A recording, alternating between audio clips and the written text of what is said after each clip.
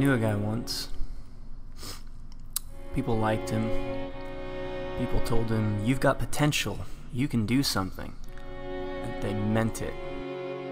People say stuff like that sometimes, but they don't actually mean it. He was smart, but he knew it, so you couldn't appreciate it.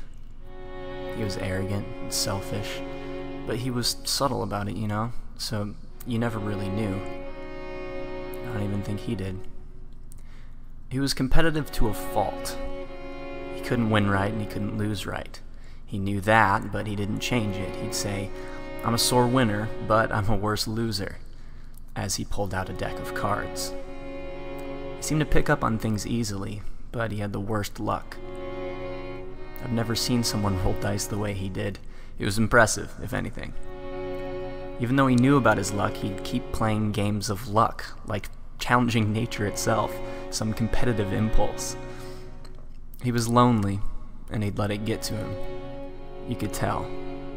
It was sad, but you didn't have any sympathy for him, like you knew he was to blame. And like most people, he had two personalities. One good, one bad. The real one? Well, you always wondered.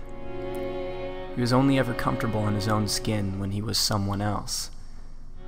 He wasn't a good person.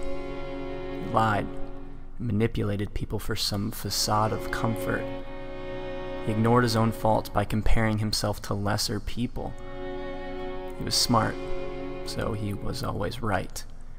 He expected from people, but he never met his own expectations. He was like a seed sitting on top of the soil. So much potential, but he was still nothing. He was great and dead at the same time. I knew a guy once. I'm the only one that knew him.